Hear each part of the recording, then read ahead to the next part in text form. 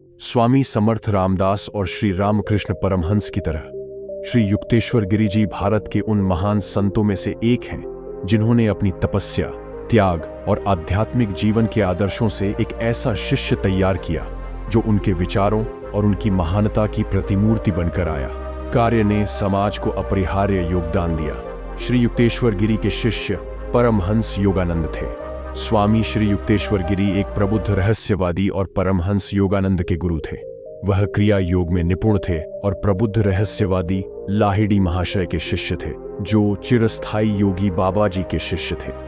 ऐसा माना जाता है कि बाबा जी अभी भी आकाशीय या ऊर्जा शरीर में रह रहे हैं और 1600 वर्ष से अधिक पुराने हैं। ये लोग हमेशा पर्दे के पीछे रहते थे और उनकी मृत्यु के बाद भी हमेशा अपने शिष्यों का मार्गदर्शन करते थे और उनकी आध्यात्मिक शक्ति बनकर उनके साथ खड़े रहते थे। श्री समर्थ रामदास के शिष्य शिवाजी थे, श्री रामकृष्ण परमहंस के शिष्य श्री विवेकानंद थे और श्री युक्तेश्वर गिरी के शिष्य परमहंस योगानंद थे। श्री युक्तेश्वर का जन्म 10 मई 1855 को कोलकाता के निकट श्री रामपुर में हुआ था। उनके पिता एक अमीर व्यापारी थे और उनके परिवार का नाम प्रियनाथ कादर था। उन्होंने स्कूल में ज्यादा पढ़ाई नहीं की थी और बहुत कम उम्र में ही उनकी शादी हो गई थी। श्री श्यामाचरण लाहिड़ी जी के संपर्क में आने के बाद श्री युक्तेश्वर उनके शिष्य बन गए और उनसे शिक्षा लेने लगे। जनवरी 1894 में प्रयाग के कुंभ मेले में उन्हें श्री लाहिड़ी जी के गुरु महाअवतार बाबा जी के दर्शन हुए।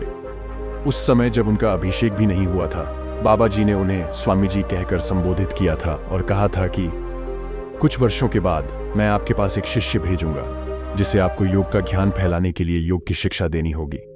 ये शिष्य थे परमहंस योगानंद।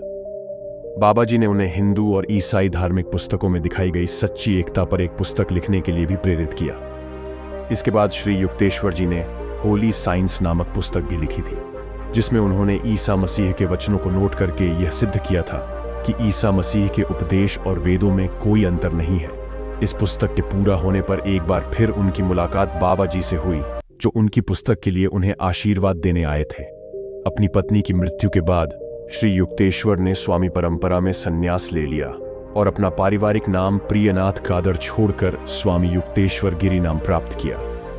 श्री रामपुर का घर, जो उनका पैतृक घर था, उसे उन्होंने आश्रम में बदल दिया और अपने शिष्यों को शिक्षा देना शुरू कर दिया। अद्वितीय व्यक्तित्व के धनी श्री युक्तेश्वर इतने अद्भुत गुरु थे कि उन्होंने हर कदम पर श्री योगानंद का मार्गदर्शन किया और अपनी अलौकिक शक्तियों से उनके रास्ते में आने वाली सभी कठिनाइयों को समाप्त कर दिया। उन्होंने शुरू से ही श्री योगानंद से कहा था कि उन्हें पश्चिमी देशों में जाकर वहां योग को प्रचलित करना है। उन्होंने योगानंद का अभिषेक करते समय उन्हें रेशमी वस्त्र पहनाए और कहा, किसी दिन तुम पश्चिम जाओगे जहां रेशमी वस्त्र पसंद किए जाते हैं। इसी के प्रतीक स्वरूप मैंने तुम्हारे लिए सूती वस्त्र के स्थान पर रेशमी वस्त्र का चयन किया है। जब श्री योगानंद अमेरिका के लिए प्रस्थान कर रहे थे तो जहाज पर सवार लोगों ने उनसे व्याख्यान देने को कहा।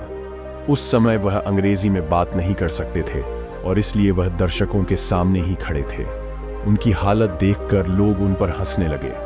तभी श्री योगानंद को अपने गुरु की याद आई और गुरु की कृपा से वे लगातार 45 मिनट तक अंग्रेजी में बोले। इंटरमीडिएट एवं BAA की परीक्षा के समय निरंतर आध्यात्मिक उपासना के कारण श्री योगानंद जी अपनी पढ़ाई पर ध्यान नहीं दे सके, परंतु श्री युक्तेश्वर की कृपा से कुछ ही दिनों की पढ़ाई से वे आश्चर्यजनक रूप से परीक्षा में उत्तीर्ण हो गए। श्री युक्तेश्वर अपनी दूरदर्शिता से भविष्य में झांक लेते थे और भविष्य में आने वाले संकटों को नष्ट कर देते थे। एक बार उन्होंने श्री योगानंद से कहा था कि 1 महीने के बाद उनके जिगर में भयानक दर्द होने वाला है, जो 6 महीने तक रहेगा, लेकिन यदि वे गृह शांति पट्टी बांधेंगे तो दर्द 6 महीने से घटकर 24 महीने का हो जाएगा। एक दिन वैसा ही हुआ और जैसा कि श्री युक्तेश्वर ने कहा था, 30 दिन के बाद श्री योगानंद के जिगर में दर्द हुआ और श्री युक्तेश्वर की कृपा से 24 दिन में दर्द दूर हो गया। इस इलाज के बाद श्री योगानंद हमेशा वही पट्टी अर्थात बैंड पहनते थे जो उनके गुरु ने उन्हें पहनने के लिए कहा था।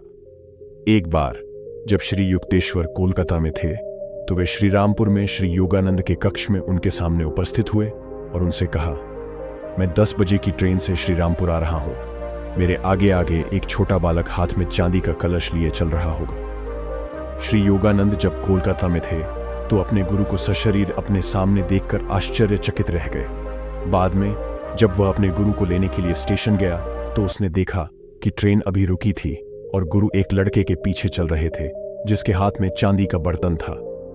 श्री युक्तेश्वर अद्भुत चमत्कारी पुरुष थे। उन्होंने अपनी आध्यात्मिक शक्तियों से कई लोगों को अनुग्रहित किया था। वह बहुत कम बोलते थे, बहुत ही व्यावहारिक दृष्टिकोण वाले, स्पष्टवादी और गैर पाखंडी थे। श्री युक्तेश्वर को गीता के महानतम व्याख्याकारों में से एक माना जाता था। वह शास्त्रों, धार्मिक पुस्तकों की विस्तृत और अनोखे ढंग से व्याख्या करते थे। उन्होंने कहा कि हिंसा के लिए किसी भी मनुष्य को हानिकारक कीड़ों को नष्ट करना जरूरी है, लेकिन इसके प्रति उसका गुस्सा होना या शत्रुता की भावना होना जरूरी नहीं है। उनके अनुसार एक बार सोच विद्युत शक्ति या गुरुत्वाकर्षण बल जितनी शक्तिशाली हो जाती है। मानव मन सबसे शक्तिशाली चेतना की चिंगारी है। श्री युक्तेश्वर ने शायद ही कभी किसी से अपना काम करने के लिए कहा और अपने किसी भी शिष्य से सेवा स्वीकार नहीं की जब तक कि शिष्य व्यक्तिगत रूप से उनकी सेवा के लिए आगे नहीं आया।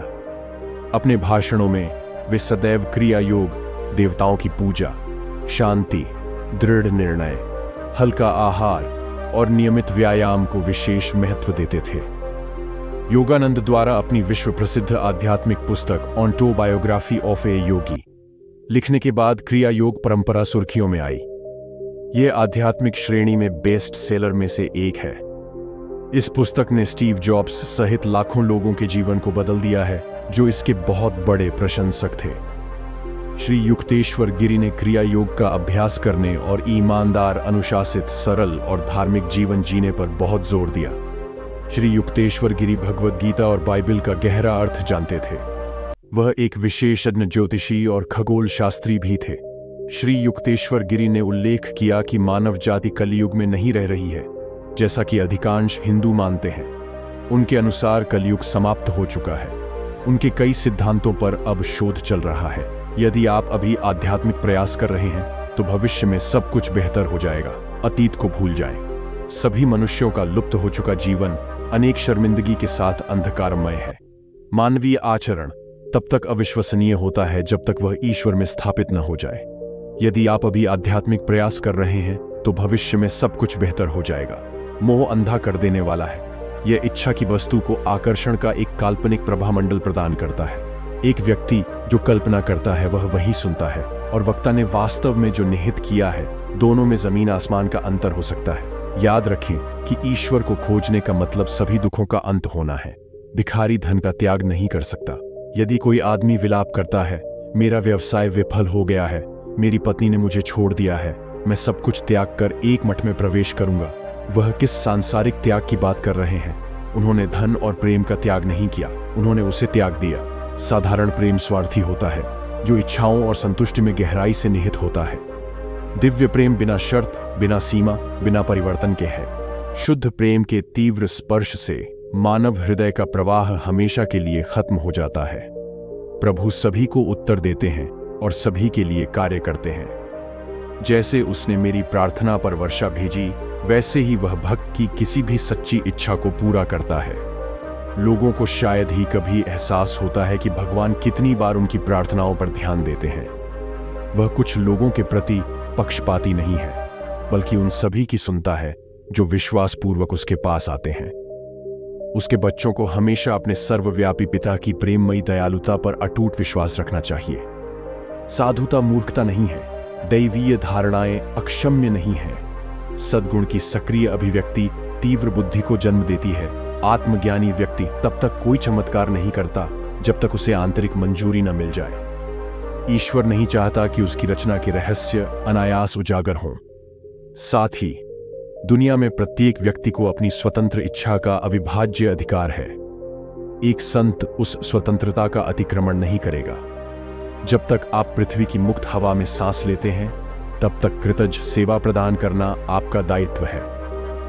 केवल वही जिसने श्वासहीन अवस्था पर पूरी तरह से कब्जा कर लिया है, ब्रह्मांडीय अनिवार्यताओं से मुक्त हो जाता है। भूल जाओ कि तुम हिंदू पैदा हुए थे और अमेरिकी मत बनो। उन दोनों में से सर्वश्रेष्ठ लें। अपने सच्चे स्वयं बनो, ईश्वर की संतान बनो। विभिन्न जातियों में पृथ्वी पर बिखरे हुए अपने सभी भाइयों के सर्वोत्तम गुणों को खोजें और अपने अस्तित्व में शामिल करें। यदि मनुष्य की नींद गहरी और स्वप्नहीन हो तो वह कई घंटों तक अपनी चेतना या मैंपन की भावना को कारण शरीर में स्थानांतरित करने में सक्षम होता है। ऐसी नींद पुनर्जीवित करने वाली होती है। सभी स्वप्न बुलबुले अंततः अंतिम जागृत स्पर्श पर फूटने ही चाहिए। मेरे बेटे योगानंद, सपनों और हकीकत में फर्क करो। त्याग के बाहरी प्रतीकों को भूल जाओ जो मिथ्या अभिमान उत्पन्न करके तुम्हें हानि पहुंचा सकते हैं। एक गहन ज्योतिष है जो कैलेंडरों और घड़ियों की गवाही पर निर्भर नहीं है। प्रत्येक मनुष्य सृष्टिकर्ता या ब्रह्मांडीय मनुष्य का एक हिस्सा है। उसके पास स्वर्गीय शरीर के साथ साथ पृथ्वी का भी शरीर है।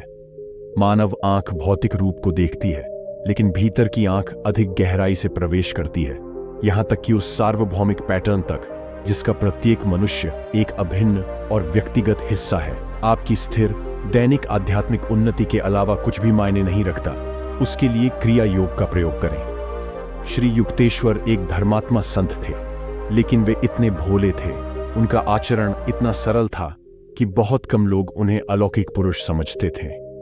इस धरती पर अपने लक्ष्यों को पूरा करने के बाद 9 मार्च 1936 को शाम 7 बजे श्री युक्तेश्वर पुरी में अपने आश्रम में रहते हुए अपने स्वर्गीय निवास के लिए प्रस्थान कर गए। मरने से 2 महीने पहले उन्होंने अपना सब कुछ अपने प्रिय शिष्य योगानंद को सौंप दिया था।